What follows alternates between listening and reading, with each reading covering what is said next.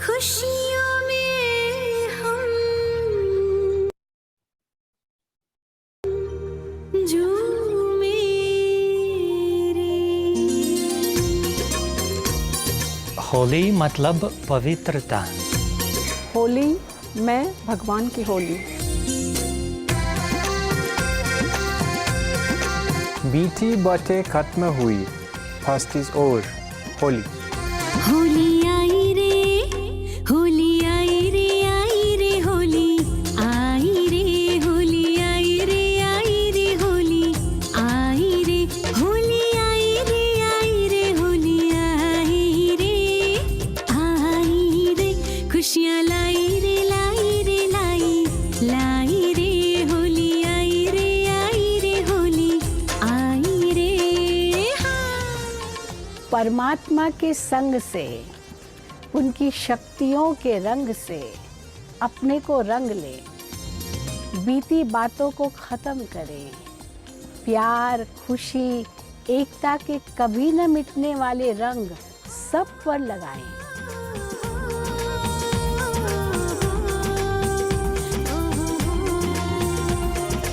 मीठे और सम्मान भरे बोल की दिल खुश मिठाई सबको खिलाएं। पवित्रता के श्वेत रंग में सारे रंग समाए, जो इसे अपनाए उसको सारे रंग मिल जाए। बीती बातों को भूले, अपनों को गले लगाए, प्रेम और आनंद के रंगों में हम रंग जाए। जीवन अपना धन्य बनाए, विकारों की होली जलाए।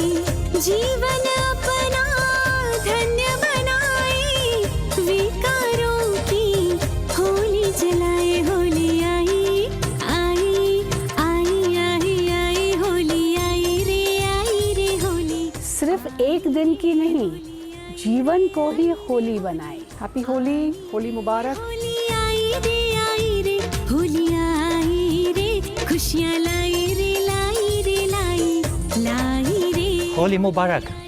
Happy Holi. Happy Holi. Happy Holi. दीदी आप बोलना हैप्पी होली। आई रे होली, आई रे, आई रे होली, हैप्पी होली।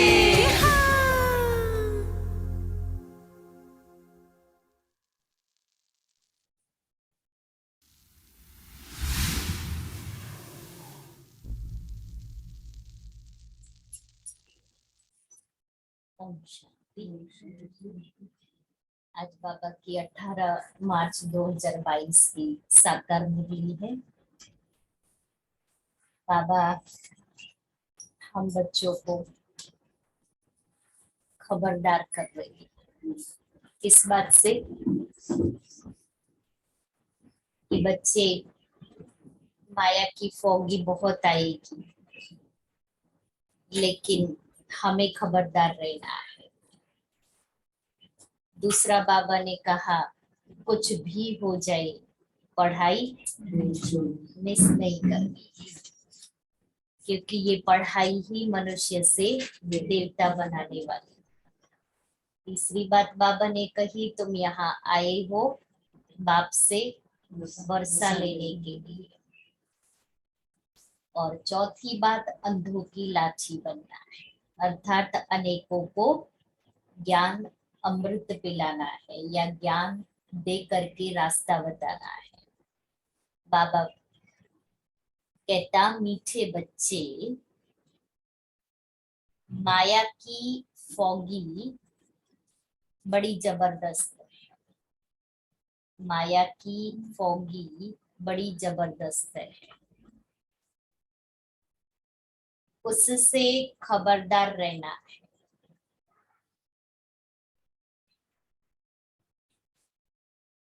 फॉगी में कभी भी मूंझना नहीं। फॉगी माना बादल, जो बादल आ जाते हैं ना, तो उसमें हाँ, धुम्मस। प्रश्न है, महावीर बच्चों ने कौन सा कर्तव्य किया है जिसका यादगार शास्त्रों में है। महावीर बच्चों ने कौन सा कर्तव्य किया है जिसका यादगार शास्त्रों में है? उत्तर है महावीर बच्चों ने मूर्छित को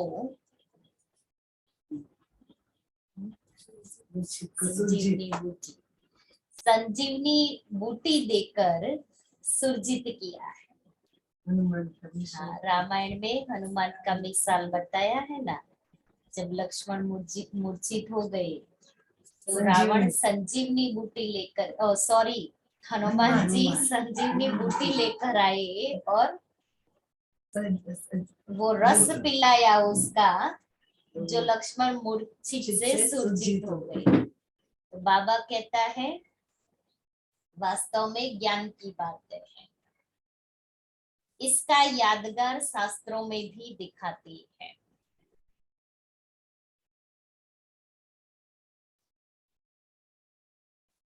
तुम बच्चों को तरस पड़ना चाहिए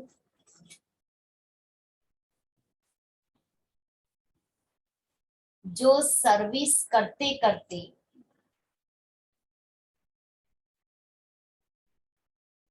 बाप से वर्षा लेते लेते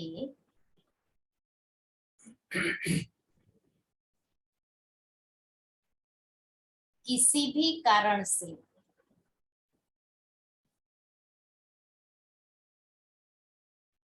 बाप का हाथ छोड़कर चले गए,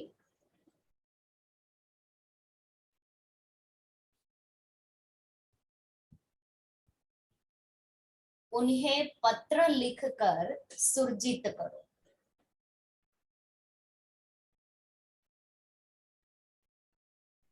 पत्र लिखो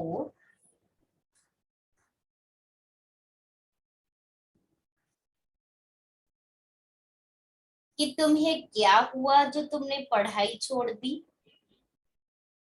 जागृत करना है ना, सुरजित करना है। पत्र लिखना भी सिखाते तुमको तुम्हें क्या हुआ जो तुमने पढ़ाई छोड़ दी, बदनसीब क्यों बने, गिरते हुए को बचाना चाहिए।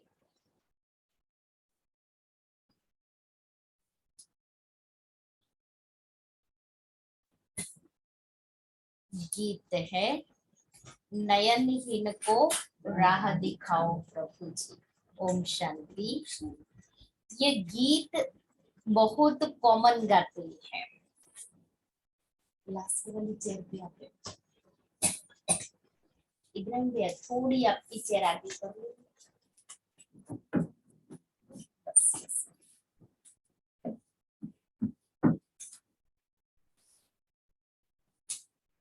ये गीत बहुत कॉमन गाते हैं, हे भगवान अंधों की लाठी बनो, क्योंकि भक्ति मार्ग में ठोकरें बहुत खाती हैं परंतु बाप को नहीं पाती।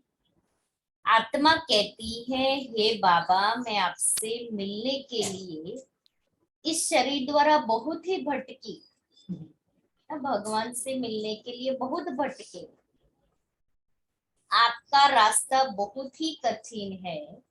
यह तो जरूर समझते हैं कि जन्म जन्मांतर हम भक्ति करते आए हैं।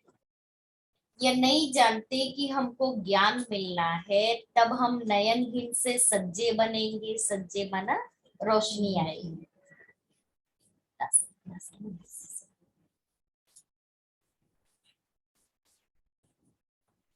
भक्ति मार्ग का कायदा है भक्ति करना, धक्का खाना। आधा कल्प धक्के खाए हैं, तुमने अब धक्के खाना बंद कर दिए।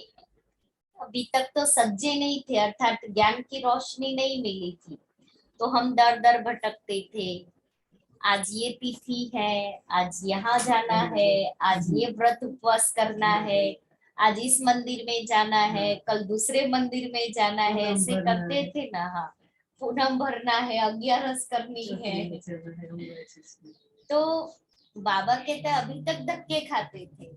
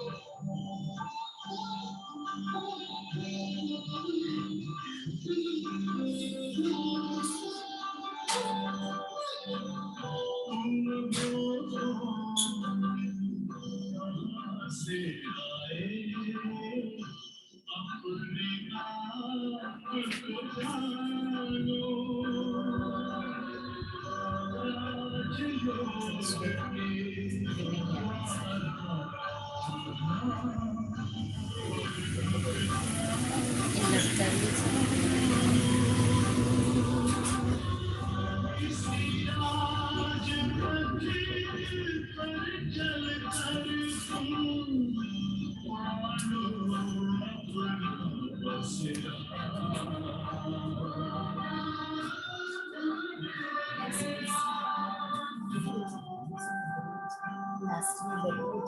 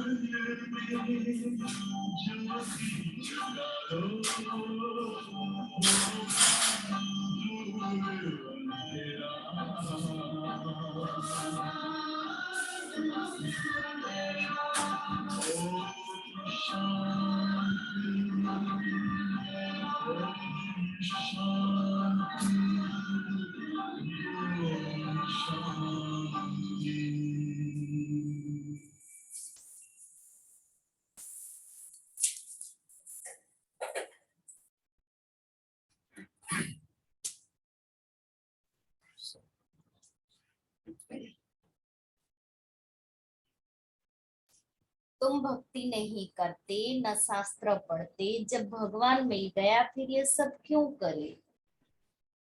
जबकि भगवान हमको अपने साथ ले जाने वाला मिला है तो फिर हम धक्के क्यों खाए। अभी तक तो ज्ञान नहीं था, समझ नहीं थी, तो हम धक्के खाते आए, अभी हम क्यों खाए। जब किसी व्यक्ति को कुछ चाहिए वो मिल जाता है फिर वो धक्का खाता है कि चलो मैं यहाँ भी देख लूं, यहाँ भी देख लूं, अभी ठीक है मुझे मिल गया, जो चाहिए था वो मुझे मिल गया। भगवान आएगा तो जरूर सबको साथ ले जाएगा। सभी धक्के भी खाते रहते हैं और एक दो को आशीर्वाद भी करते रहते हैं, समझते कुछ भी नहीं। पोप साधु संत जो आते हैं उनके लिए समझते हैं, तो ये गुरु लोग हमको रास्ता बताएंगे भगवान से मिलने का। परंतु वो गुरु लोग खुद भी रास्ता नहीं जानते तो फिर दिखाएंगे कैसे। आशीर्वाद देते हैं तो भी सिर्फ इतना कह देते हैं कि भगवान को याद करो, राम राम कहो।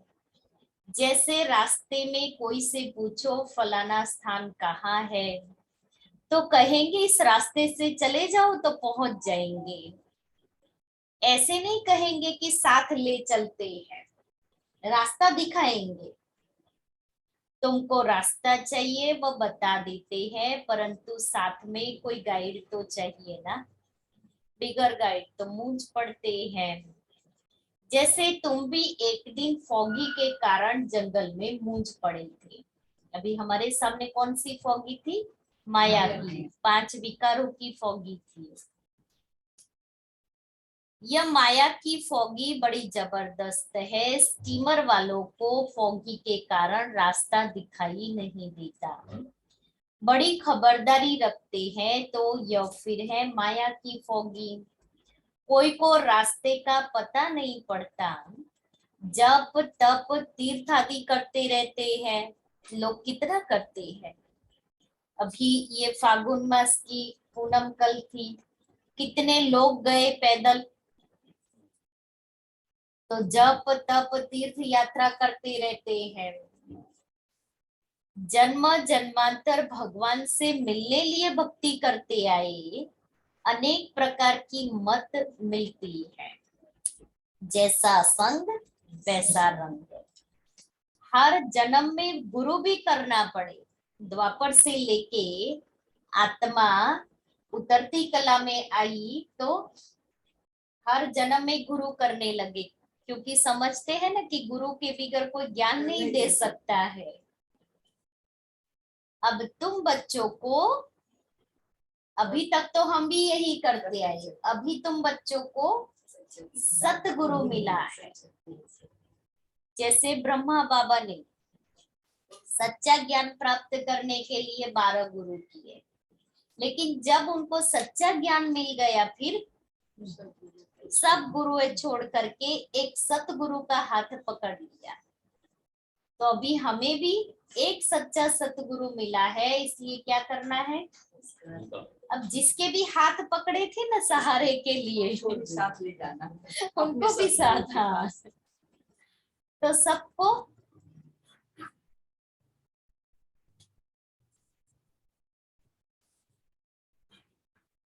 वह खुद कहते हैं, मैं कल्प कल्प आकर तुम बच्चों को वापिस घर ले जाता हूँ, फिर विष्णुपुरी में भेज देंगे। अब हम बाबा से वर्षा ले रहे हैं, मानो कोई गुरु व पंडित आदि आकर यह ज्ञान ले और दूसरों को कहे कि मन मना भाव शिव बाबा को याद करो। तो उनके शिष्य आदि पूछेंगे, तुमने यह ज्ञान कहाँ से लिया? वह झट समझेंगे कि इसने दूसरा रास्ता ले लिया है। ऐसे बहुत सारे सन्यासी है जो बाबा के बच्चे बने। पहले सन्यासी थे और उसके बाद में सच्चा ज्ञान मिलने पर बाबा के बच्चे बन गए, रोज मुरली सुनते हैं। उनका दुकान खत्म हो जाएगा, मान्यता खत्म हो जाएगी। कहेंगे तुमने ब्रह्मा कुमारियों से ज्ञान लिया तो हम क्यों न बीके के पास जाए। खुद गुरु लोग भी कहते हैं सब जिज्ञासु हमको छोड़ देंगे। उनको भी अंदर से होता है ना कि ये सब हमें छोड़ देंगे, फिर हम कहाँ से खाएंगे? सारा धंधा खत्म हो जाएगा, सारा मान खत्म हो जाएगा। यहाँ तो 7 रोज भट्ठी में रख फिर सब कुछ कराना पड़ेगा। 7 रोज भट्ठी में रखना माना पहले 7 दिन का कोर्स करना, उसके बाद ही बाबा कहता है और सब बातें। रोटी पकाओ या करो, माना जो भी सेवा करनी है पहले आप ज्ञान को समझो, उसके बाद में हर प्रकार की सेवा कर सकते हैं। जैसे सन्यासी लोग भी कराते हैं तो देह अभिमान टूट जाए। बाबा ने भी शुरू में जो 14 साल भक्ति तपस्या कराई तो सब कार्य सबको आप ही अपने आप करना है, क्योंकि हमारी ये सब दादियां बड़े बड़े घर की थी, जिन्होंने अपने घर में एक ग्लास भी ऐसे से ऐसे नहीं किया। तो ऐसी दादियों को बाबा ने सब कुछ कराया। इवन ब्रह्मा बाबा की बेटी, लौकिक बेटी दादा लेखराज, दादी निर्मल शांता जी, बाबा ने उनसे भी हर कार्य कराया। तो देहाभिमान तोड़ने के लिए भी मुझे कर्मणा सेवा तो जरूर करनी है।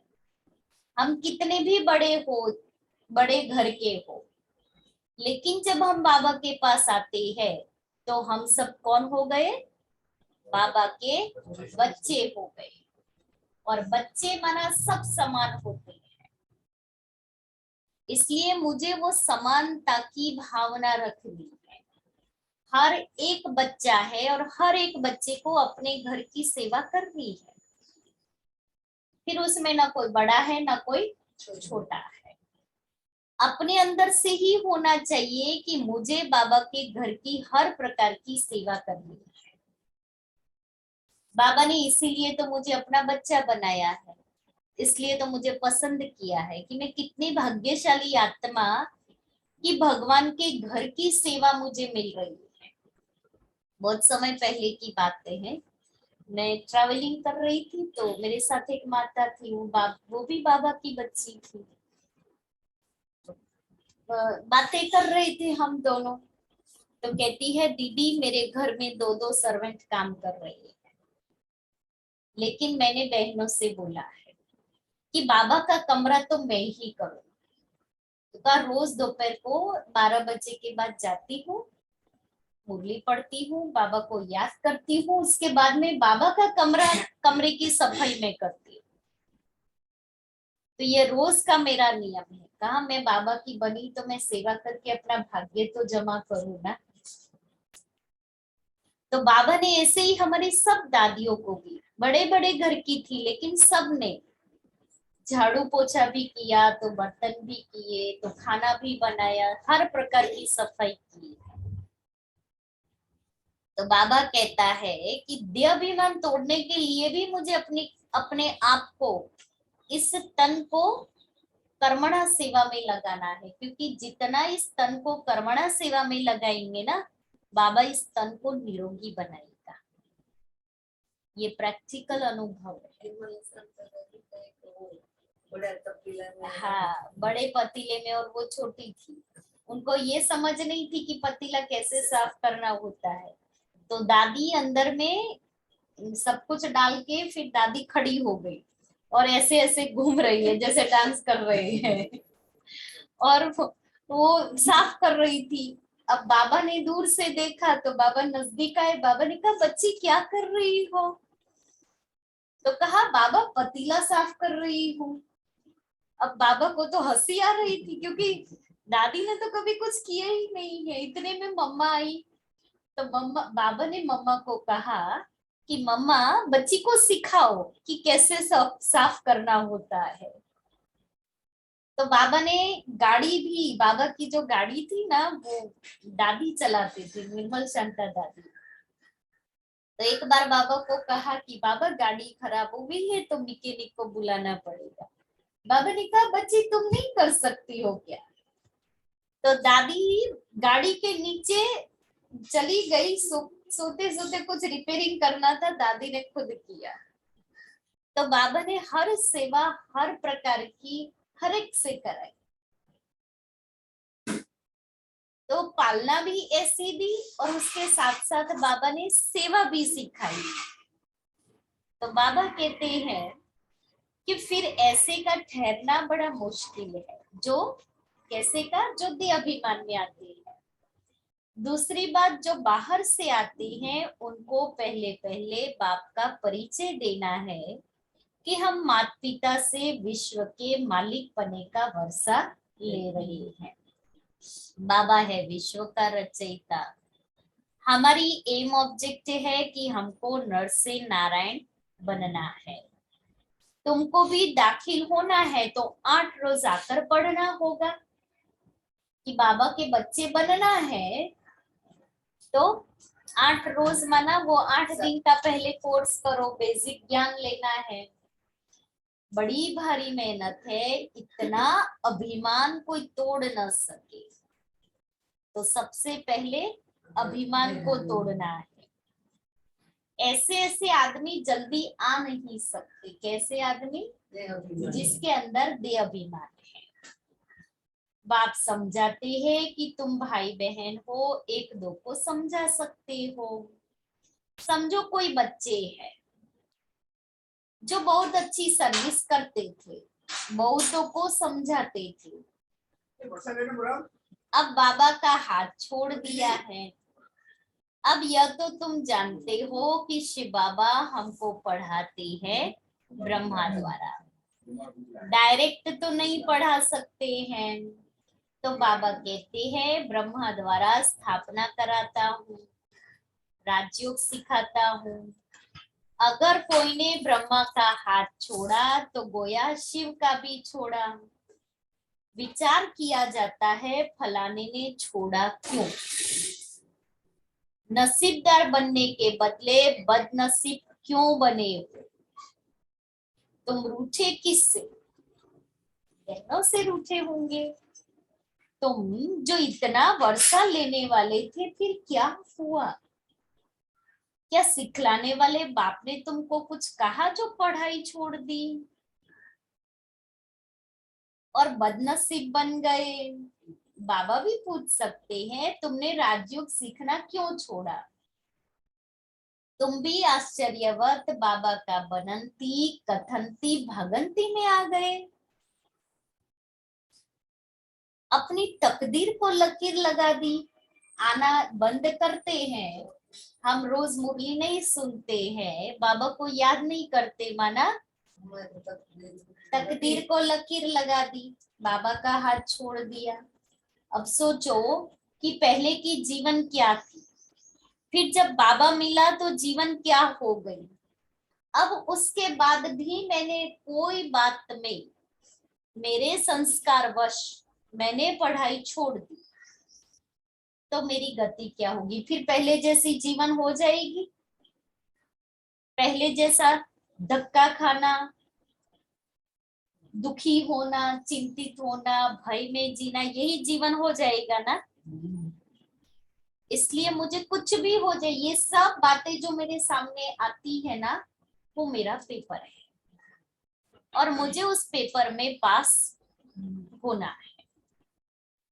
मैं प्रैक्टिकल एग्जाम जब हम सभी पढ़ते थे, प्रैक्टिकल एग्जाम दिए बिगर हम नेक्स्ट क्लास में जा सकते थे, नहीं जा सकते थे। थियरिकल भी देनी है तो प्रैक्टिकल भी देनी है। तो जब कोई बातें हमारे सामने आती है वो सब क्या है, हमारा प्रैक्टिकल पेपर है। हम पेपर हॉल में है 24 घंटा, इसलिए मुझे पेपर तो देना ही है और ये प्रैक्टिकल पेपर देके नेक्स्ट क्लास में जाना है।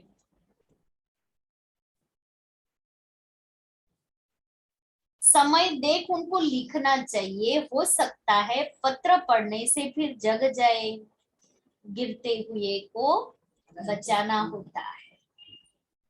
डूबने से किसको बचाया जाता है तो ऑफरिंग देते हैं, यह भी डूबने से बचाना है। आज सारी दुनिया के मनुष्य मात्र डूब रहे हैं, अब मुझे उनको बचाना है। ज्ञान की ही बातें है, लिखना चाहिए। तुमने खेवैया का हाथ छोड़ा तो डूब मरेंगे।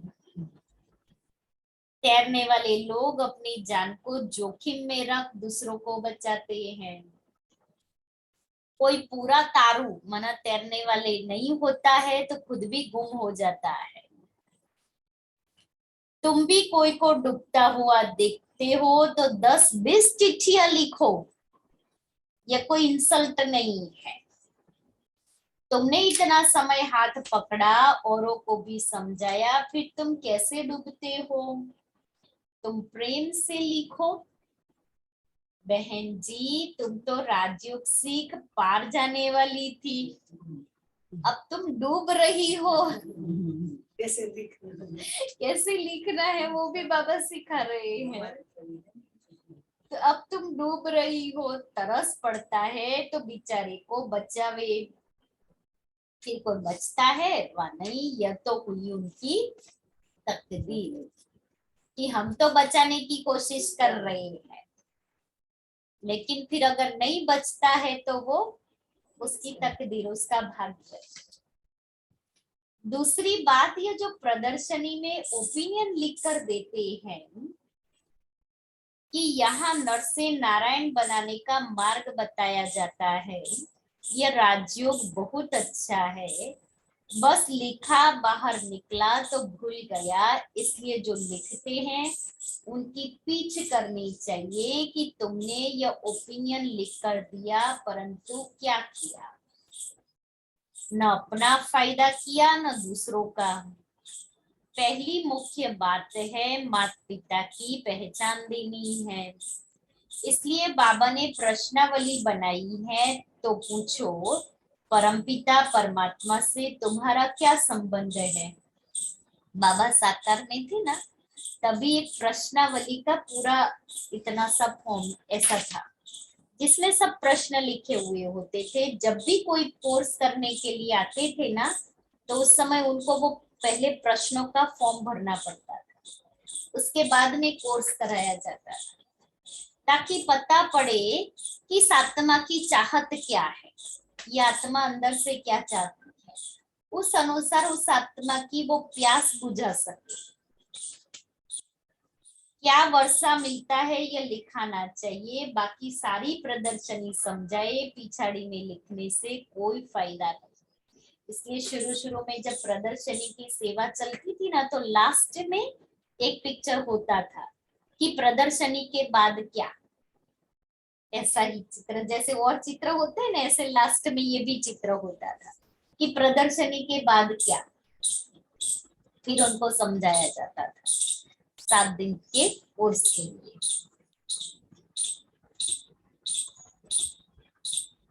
मुख्य बात है माता पिता का परिचय देना। अब समझा है तो लिखो, नहीं तो गोया कुछ नहीं समझा। हड्डी माना जिगरी समझाकर फिर लिखाना चाहिए। बरोबर यह जगतम्बा जगत पिता है, वह लिख दे कि बरोबर बाप से वर्षा मिलता है। ये लिख कर दे, तब समझो कि तुमने कुछ सर्विस की है। फिर अगर ना आए तो चिट्ठी लिखनी है, बरोबर यह जगतम्बा और जगत पिता है, तो फिर वर्षा लेने क्यों नहीं आते।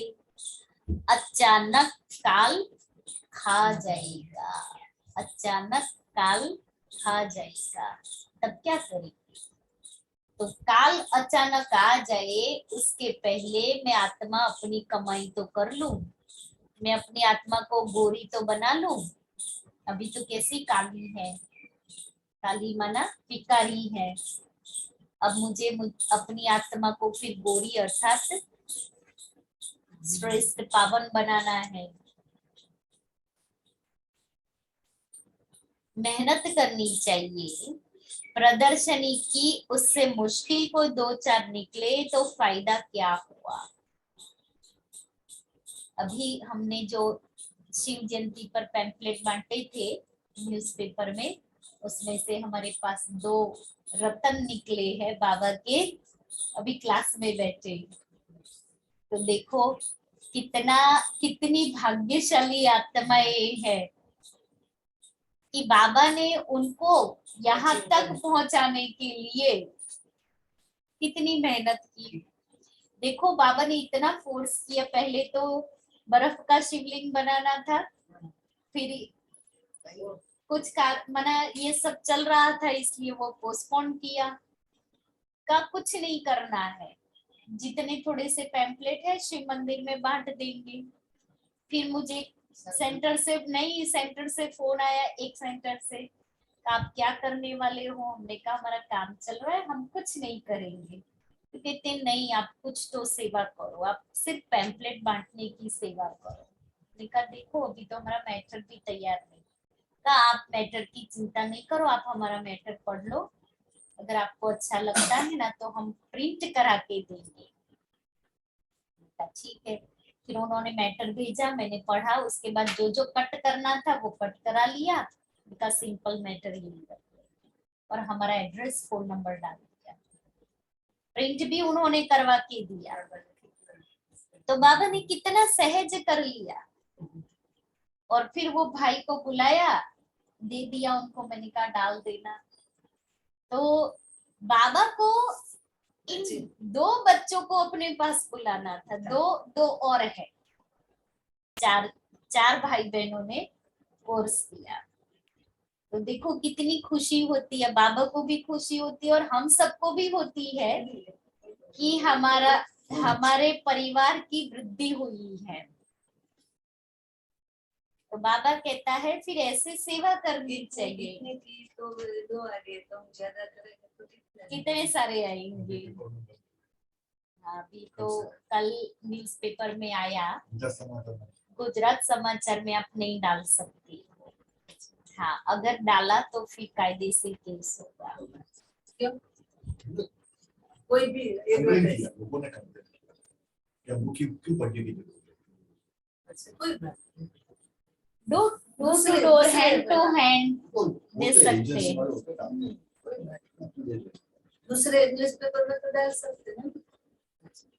संदेश है हाँ, बहुत इतना है, उसकी गारंटी नहीं है। उनसे उसमें डाल दो खड़े करा 4 बजे तक केस करेंगे तो कुछ करेंगे। नहीं, फिर वो संदेश और दूसरा दोनों देने के लिए खड़े करा तो 4 बजे तक खाली हो जाता।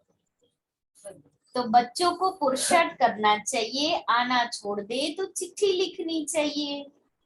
तुम बेहद के बाप से वर्षा लेते थे, फिर माया ने तुमको पकड़ लिया है, प्रभु का तरफ छोड़ देते हो, या तो तुम अपना पद भ्रष्ट कर देंगे।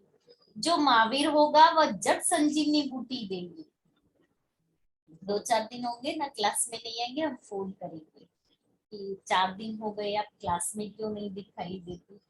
हाँ, हम इंतजार ही कर रहे थे कि दीदी हमें कब फोन करे। तो मैंने कहा सिर्फ दीदी फोन करे, आप फोन करके नहीं बता सकते कि दीदी हम 4 दिन नहीं आएंगे। तो बाबा कहता है उनको फिर खड़ा करना है, बेहोश नहीं होने देना है। या बेहोश हो गया, हाँ मूर्छित हो गए, इसलिए सूचित तो करना पड़ेगा ना, इसलिए फोन करेंगे, मैसेज करेंगे। या तो माया ने नाक से पकड़ लिया तो उनको बचावे, इतनी मेहनत करे तब फोटो में कोई निकले, जांच करनी पड़े कि यह सैपलिंग कैसा है। बच्चियां लिखती है कि हमारा गला घुट गया है, समझाते समझाते गला घुट गया। दीदी हमें अपना अनुभव सुनाती कि जब दीदी दिल्ली पांडव हॉल में रहते थे ना, तो ऑलराउंडर दादी, और वहां म्यूजियम बड़ा सेंटर है, तो 3 कमरों में म्यूजियम, तो कहा सारा दिन, और बिल्कुल रोड पर है वो सेंटर, मेन रोड पर, तो सबका आना जाना चलता ही रहता था। दिन में दोपहर को भी बंद नहीं होता था। तो कोई भी नया आता था, फर्स्ट टाइम आता था, तो उनको वो म्यूजियम समझाती थी। कभी कभी तो इतना देरी हो जाती थी कि हम जस्ट थाली लगा के बैठे हैं और कोई आया तो दादी कहती थी, ऑलराउंडर दादी, लाल जाओ उसको पहले समझाओ। दादी अभी तो समझा के आए हैं, ऑलराउंडर दादी, गुलजार दादी की मदर, कहा दादी अभी तो आए हैं, समझा के भी थोड़ा खाना तो खा ले। लाल तुम यहाँ किस लिए आई हो? तो कहा हम थाली ढक करके वापस चले जाते थे समझाने के लिए। तो मैं यहाँ किस लिए आई हूँ? बाबा की मैं किस लिए बनी हूँ? बाबा ने मुझे क्यों अपना बनाया है? बाबा ने मुझे सेवा करने के लिए अपना बनाया है। तुम जास्ती बातों में जाओ ही नहीं, पहली मुख्य बात समझा कर लिखाओ, फिर और बात। एक ही त्रिमूर्ति के चित्र पर पूरा समझाना है। निश्चय करते हो तो तुम्हारे माँ बाप है, इनसे वर्षा मिलना है। कोई कितना भी बूढ़ा हो या 2 अक्षर तो सबको समझा सकते हैं, अल्लाह और या अगर 2 अक्षर भी धारण नहीं होते हैं तो बाबा समझ जाते हैं कि इनकी बुद्धि कहाँ कीचड़े में फंसी हुई है। मुख से ज्यादा नहीं बोलना है, सिर्फ बाबा और वर्षे को याद करो। वर्षा है विष्णुपुरी जिसके तुम मालिक बनते हो। बाबा अति सहज कर समझाते हैं, अहल्याए कुब्जाए कैसी भी हो वर्षा पा सकती, सिर्फ श्रीमत पर चले। देही अभिमानी बनना तो सहज है, किसको गृहस्थ व्यवहार नहीं है, अकेला है तो गृहस्थ व्यवहार नहीं है, अकेला है तो बहुत सर्विस कर सकते हैं। भागना चाहिए, दौड़ना चाहिए सर्विस के लिए। कोई कोई को देहाभिमान रहता है, मोह की रग टूटती नहीं। अब आज सीधा बहन क्या करना है? ऐसी पक्की मोह की रग तोड़ देनी है। कैलाश में बाबा ने कहा सेवा के लिए भागना है। इतनी सारी माताएं शिव शक्तियां और कहना पड़े कि सेवा करने भागना है। देखो शिव शक्तियों का झुंड बैठा हुआ है, तो अभी ऐसा ग्रुप बनाओ जो सेवा के लिए भागे। कहना थोड़ी पड़े कि जाओ इस जगह सेवा करनी है, ये प्रोग्राम लेके आओ, इस जगह जाओ। बाबा ने ये नहीं कहा रिस्पॉन्सिबिलिटी नहीं निभाओ, निभा करके फिर भागो। तो भागेंगे अभी। देखो अगर लक्ष्य है ना तो निर्बंधन बन जाएंगे, कोई बड़ी बात नहीं है। जल्दी उठकर भी दूसरा काम है वो कर सकते हैं। सिर्फ लक्ष्य रखना है कि मुझे हफ्ते में 2 दिन बाबा की सेवा के लिए तो निकालना ही है। कोई भी प्रकार की सेवा हो, पैम्पलेट बांटने की सेवा हो, कहीं ज्ञान सुनाने की सेवा हो, कहीं अपना अनुभव शेयर करो, कहीं से आप प्रोग्राम लेकर के आओ। इतनी सारी शिव शक्तियों को बाबा ने किस लिए निमित्त बनाया है? कलश किस पर रखा है? फिर माताएं बैठ जाए तो कैसे काम चलेगा? हाँ, माताएं शिव शक्तियां जगदम्बाएं 1-2 बच्चों की माता थोड़ी ही हो आप सब।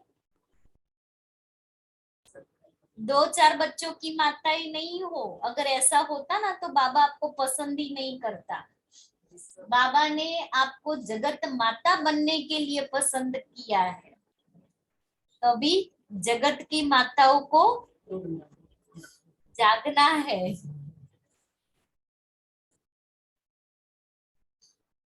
तो बाबा कहता है मोह भी छोड़ना है।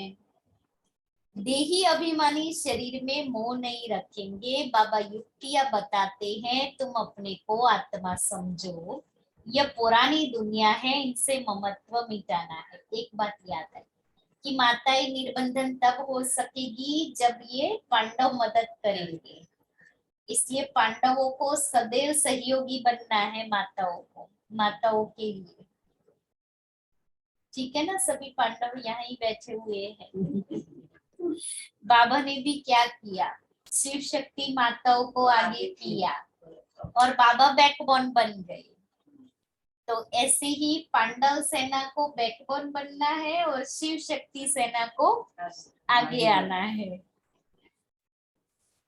इसमें भी इसका भी होगा ना, जमा होता है ना, बहुत जमा होता है। वो सहयोग करेंगे तो ही हम आ सकते हैं। ये पुरानी दुनिया है, इनसे ममत्व मिटाना है। खुद भी करो और औरों को भी कराओ।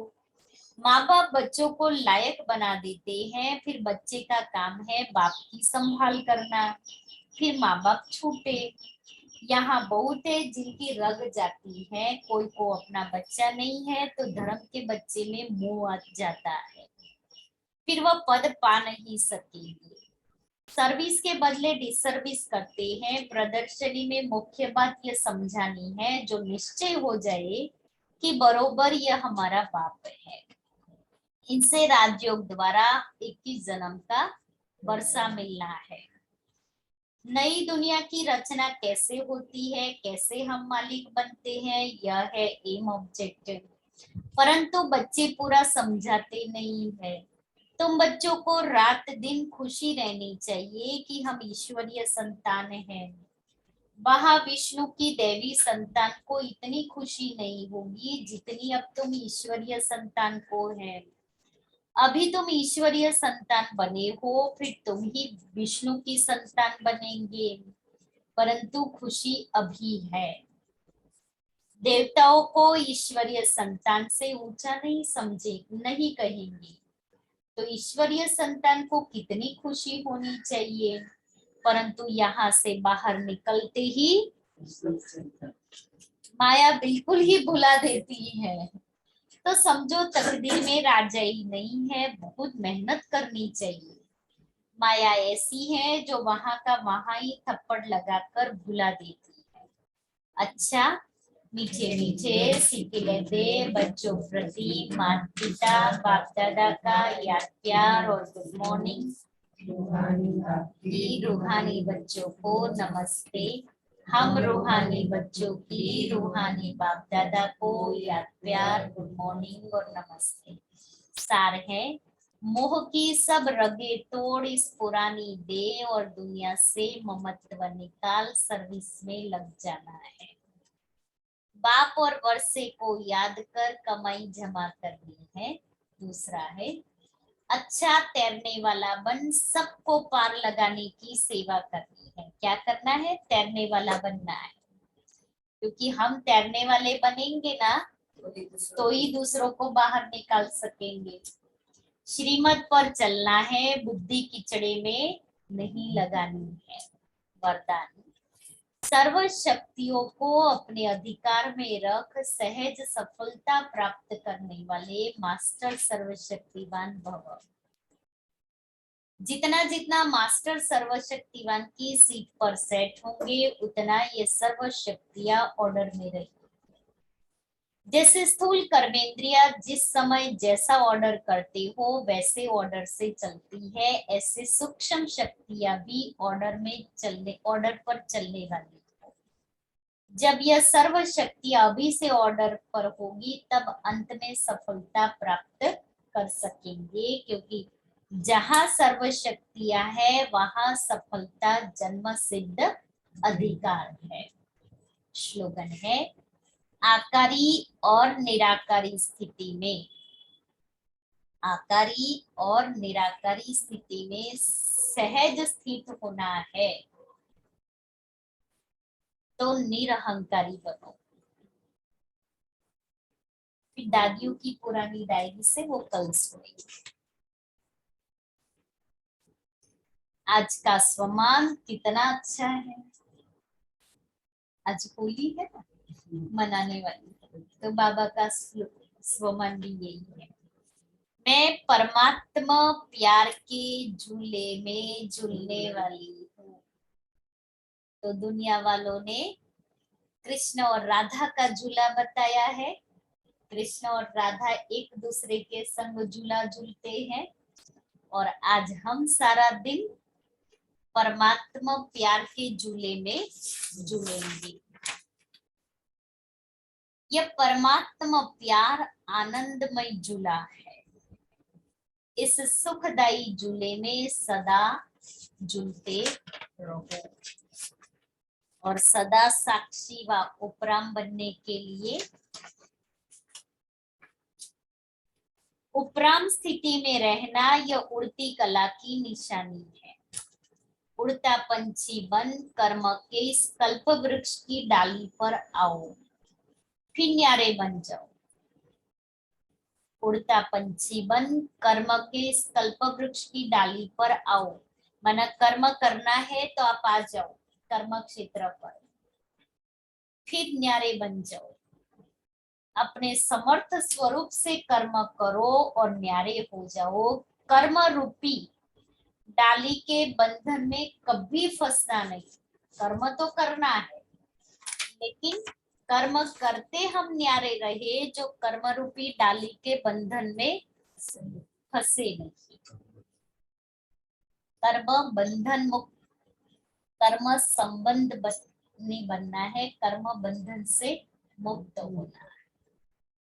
और आज सभी को मनाने वाली अर्थात धुलेटी की बहुत बहुत शुभकामनाएं है। हैप्पी होली। और सारा दिन परमात्मा प्यार के झूले में झूला है। और अभी इब्राहिम भाई आओ, अपना 2 मिनट की शेयरिंग करो कि आप आ रहे हैं इतने दिन से, 15 दिन से आपका क्या अनुभव है। आइए।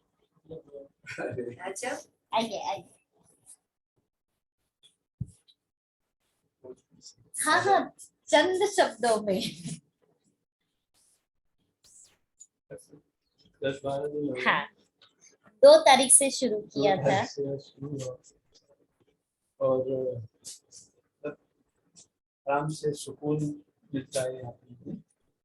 जो भी सुनता हूँ मैं उनका स्पीच होता है, उससे मैं एंजॉय करता हूँ बस।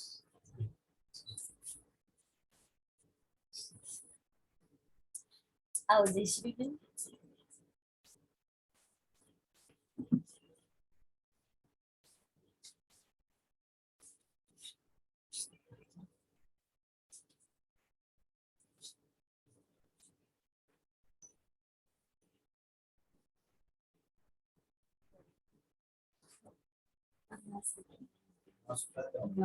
એકચ્યુઅલી થોડુંક એલર્જીક છે ને તો સ્નીઝિંગ ને છીક ચાલુ થશે ને તો સ્ટોપ નહીં થાય એટલે મને એનો ડર રહે છે તો હું અહીંયા આવું છું ત્યારે દીદી જોડે મોસ્ટ ઓફ મેં કવર જ કરેલું હોય છે.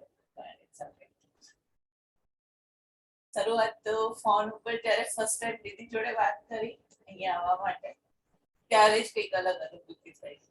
ફોન ઉપર એમને જે રિસ્પોન્સ આપ્યો આવવા માટેનો ને તો ત્યારથી એવું થયું કે ના ત્યાં જઈશ તો પ્રોફેશનલી કે આવા ખાતર કેવું નથી, કંઈક દિલમાં એવું ફીલ થયું કે અહીંયા જવું જોઈએ. અહીંયા આવ્યા પછી એમને જે સિસ્ટમેટિક બ્રહ્માકુમારી વિશેનું જે નોલેજ આપ્યું, બાબા વિશેનું, રાજયોગ શું છે એના માટેનું, અને થોડુંક સિસ્ટમેટિક બધું જ સમજાવ્યું. તો ફર્સ્ટ ડે થી અત્યાર સુધીમાં ગ્રેજ્યુઅલી ઘણું બધું એવું ફીલ થયું કે ના ખરેખર આપણે રૂટીન લાઈફથી આપણા વ્યવહારિક જીવનથી એક શું એન્ડ છે માનવ જીવનનો એ તરફ જવું જોઈએ. ચાલુ છે યાત્રા. 2 દિવસ કહ્યું હતું કે સવારના ક્લાસમાં આવજો કારણ કે વિશેષ હોળી ફેસ્ટિવલ છે તો કાલે બાબાને ભોગ હતો અને આજે અલૌકિક હોળી મનાવીશું. મેં કોઈ નજારો તમે અનુભવ કરી શકો. ઘણું બધું સાંભળેલું હતું. પછી આ લોકડાઉન દરમિયાન બી ઘણા બધા શિવાની દીદીના વિડીયોઝ જોયેલા હતા. પણ રિયલી જે ટીવીમાં જોઈએ, સાંભળીએ બુક થ્રુ અને અહીંયા આવીને જે ફીલ થયું એ અલગ જ ફીલ. बाबा बच्चे को खींचे चले आए और कहा जो भगवान ये बाबा की पालना है और उन्होंने कहा जो हम ऑनलाइन सुनते हैं और यहाँ आकर के सुनते हैं उसमें बहुत अंतर है, बहुत अंतर है. એક systematic self discipline, self respect, બીજાને જોવાનો નજરિયો, ગુસ્સા ઉપર કંટ્રોલ. ઘણી વખત જ્યારે આપણે કંઈ બી નક્કી કરીએ ને કે આ વસ્તુ મારે ફોલો કરવી છે તો સામે એટલી જ ઓપોર્ચ્યુનિટી આવી જાય કે તમારી એ જ ટાઈમે એક્ઝામ થાય. ધારો કે અહીંથી નક્કી કર્યું હોય કે આજે મને ગુસ્સો નથી કરવો તો વિધિન 5 to 10 મિનિટ્સ એવા સર્કમસ્ટન્સીસ ક્રિએટ થાય કે તમારે ના ગુસ્સો કરવો હોય પણ એ વખતે માઇન્ડ પછી તરત એલર્ટ થાય કે ના એલર્ટ થાય ને ધીરે ધીરે ધીરે એકી સાથે આપણે નથી કરી શકતા પણ એમાં ધીરે ધીરે પેલું કહેવત છે ને કે એનો મારા જોડે તો હું ગાડી ડ્રાઈવ કરીને જાઉં ને સવારે તો આમ ટાઈમ શું છે કે આ ધોવાપુરા બાજુ જાઉં ને તો રિક્ષા વાળા જામ તમે ના જી કોણ તો એ જતું રહે ત્યારે બહુ ખુશું થતું હતું મને આવે નહીં બહુ કરતો જ નથી ચાલે. બાબા રોજ શીતળતાના કિરણો આમ આપી દે છે, રોજ અમૃત વેલા. કીધું ને કે નહીં નથી દીદી અમારે ટીચર બેન આવે છે ને એ ખુદ જ કહેતા હતા મેયર હતા ને दीदी पास जाओ એટલે મને लेकिन देखो ये सब बाबा की कमाल है. ये तो हम लोग दिखाई देते हैं साकार में, दीदी लेकिन देने वाला बाबा है. हम कोई हम રાજુ દીદી પાસે પણ જાવ તો મને એક ઓલું કીધું કે ના એ તમારે ક્યારે એટલે રેગ્યુલર નહોતું થતું એનો એક શબ્દ મને બહુ છે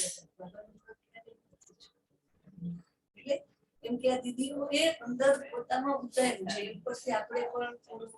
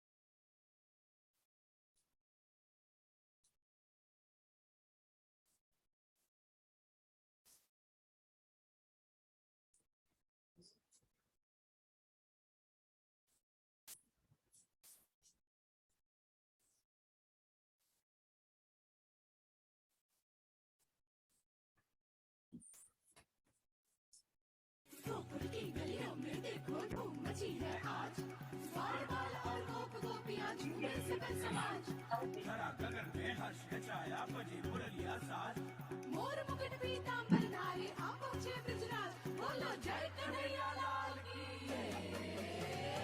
जहाँ जहाँ राधे वहाँ जाएंगे मुरारी। अरे जहाँ जहाँ राधे वहाँ जाएंगे मुरारी। अबीर गुलाल बरसाएंगे मुरारी। रंग भरी पिचकारी मारेंगे मुरारी। रंग भरी पिचकारी मारेंगे मुरारी। राधे की चुनर रंग डालेंगे मुरारी। जहाँ जहाँ राधे वहाँ जाएंगे मुरारी।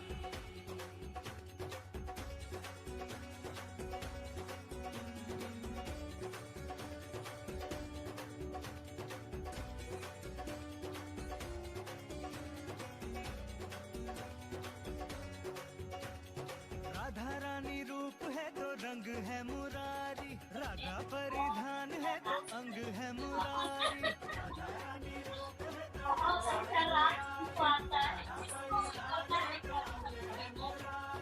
फूल में सुगंध जैसे बसती है वैसे हर घड़ी राधा जी के संग संग है मुरारी। जहाँ जहाँ राधे वहाँ जाएंगे मुरारी। जहाँ जहाँ राधे वहाँ जाएंगे मुरारी।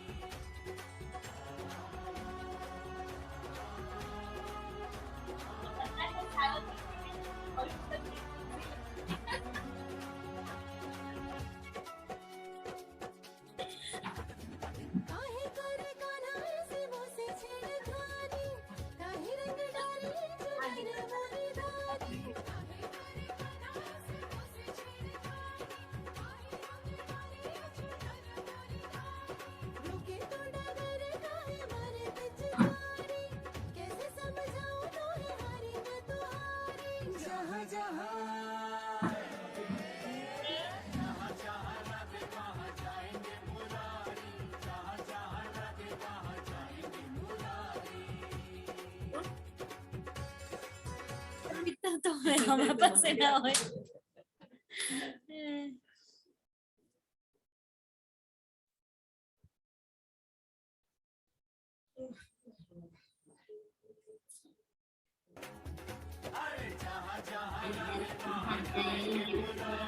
जिसको भी करना है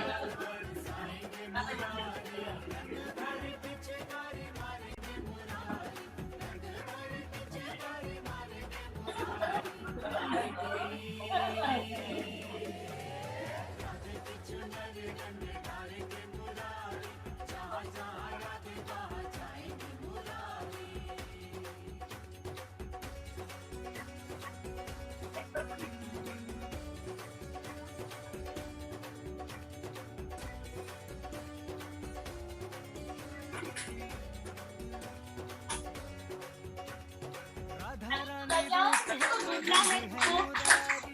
राधा परिधान है तो अंग है मुरारी। राधा रानी रूप है तो रंग है मुरारी। राधा परिधान है तो अंग है मुरारी। फूल में सुगंध जैसे बसती है वैसे हर घड़ी राधा जी के संग संग है मुरारी।